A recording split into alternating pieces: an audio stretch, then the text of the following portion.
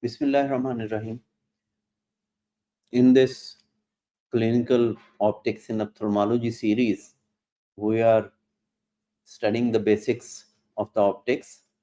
And the initial 4 lectures, we covered the light rays and the schematic diagram and tracings, and we discussed the formula of conversion of focal length into diopters and diopters into focal lengths.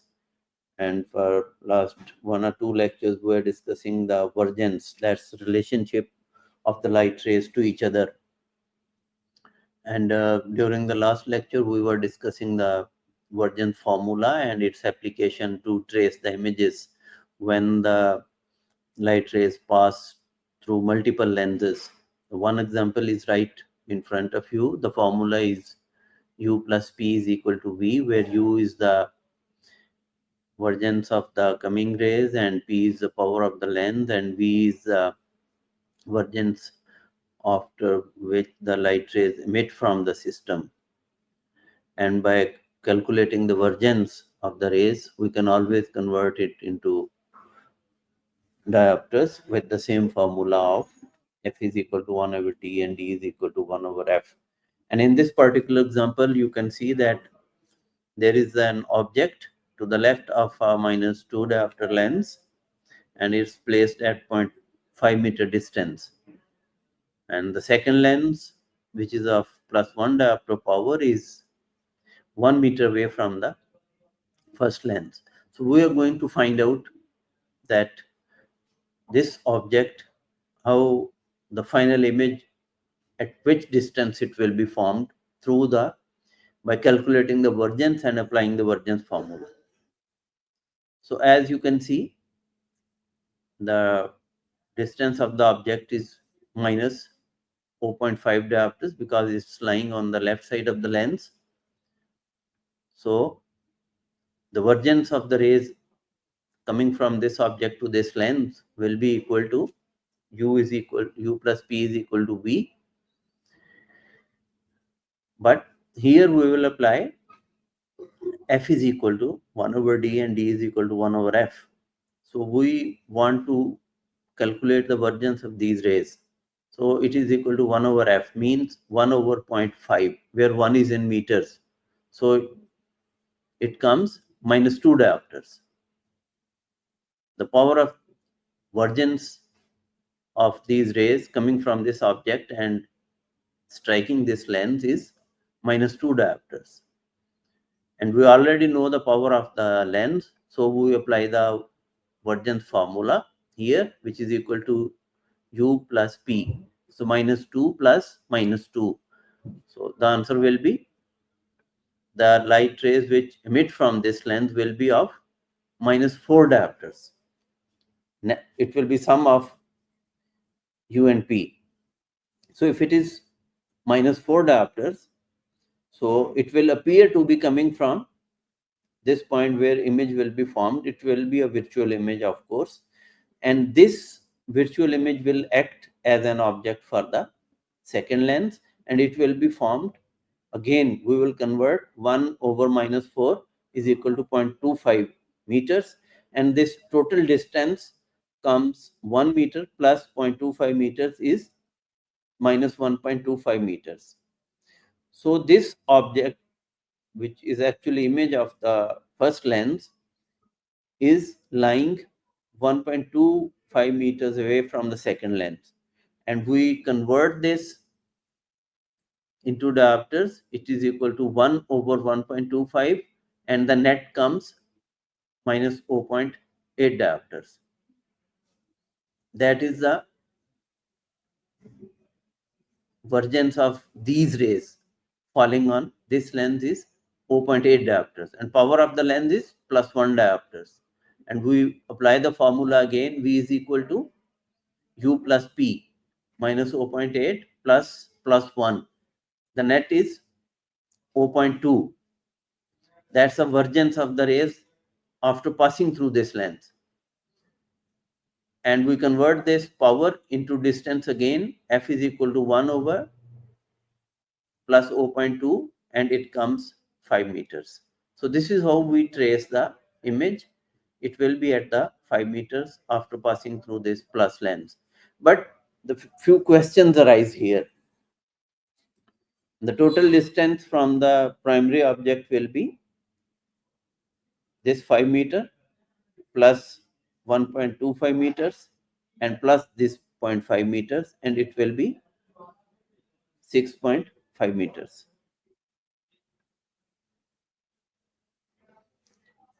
So it looks like that rays from the first image, which is here, may pass through this lens again before reaching this lens. But it's not true, because actually these rays appear to be coming from this point. They are not actually coming from this point. And the second is that these rays appear to be too divergent, that how they will fall on this lens. So for this, we need to understand that these are the approximations and schematic diagrams to understand. We are using certain metaphors to make it clear. Such drawings should not worry, because these are not the only two rays emanating from this image, which is actually object of this +1 diopter lens. Multiple rays are coming, and some of the light will definitely reach this lens after this object is refracted through this -2 diopter lens. So we make this point just for illustration purpose. We simplify so many things, and some of the experts, instead of drawing a lens, they make a straight line to capture these rays. So that's another assumption. The notion that a diopter does something to light over the course of a meter should remind us of the effect of a prism has on light. And this is a concept which will ultimately lead to that the plus lens is actually base-to-base prism. You see, when a parallel ray strikes a prism, it bends it towards the base. Two refractions occur. From a lighter media to denser media, it bends towards the normal, and then from a denser media to lighter media, it bends away from the normal. The net effect is that a prism diopter is calculated which displaces a light by 1 centimeter at 1 meter distance. Parallel light, zero vergence की light जब हम एक prism पे डालें और वो उसको 1 centimetre displace कर दे 1 मीटर पे, तो power of that prism is 1 prism dioptre. So the prism will bend the light towards its base and will displace the image towards its apex. And if we put the prism upside down, it will bend the light towards its base and the image will be displaced towards its apex. So if we place these prisms, they are just bending the light. But if we place these prisms base to base, they behave like a convergent lens. Then the zero vergence light will be converged, the power will be added. And if we place these two prisms apex to apex, they will diverge the light and they will act as a divergent lens, that is a concave lens. See, base to base prism is equal to a convergent lens and apex to apex prism is equal to a divergent lens. This concept is very crucial to understand the chromatic aberrations. The prisms disperse the light according to their wavelength. The red is the light with the longest wavelength, will be focused behind, and the violet, being the shortest wavelength, will be focused in front. So it will disperse the white light into colors. That's known as prismatic effect and gives rise to chromatic aberration. And this chromatic aberration is the principle of duochrome test, you know, in which we ask the patient in which color the words are clearer, red or green. And mnemonic to remember the duochrome test, which is based on the principle of chromatic aberrations, is myopes read red better. Then we come to the focal points. We have already discussed primary focal point and secondary focal point, and in this particular presentation we will be discussing them in the terms of vergence. The primary focal point is a location at which an object could be placed and light rays associated with the object would exit the lens with zero vergence. So the vergence after exit will be zero. This zero shows algebraically that the sum of this u plus p has to be zero. And this can be only, this equation will hold now only true if u and p are of opposite signs and are of the same power. So that's what is implied in this application of Vergence formula for primary focal point. Primary focal point in terms of vergence is a point at which if object is placed, the light emitting from the lens will be of zero vergence. That is the primary focal point, and u plus p is equal to 0 means the lights are parallel to each other after emitting from the lens. They are coming from this focal point. This is primary focal point for this plus lens. And similarly for a minus lens, the light rays after refraction through the lens will become parallel.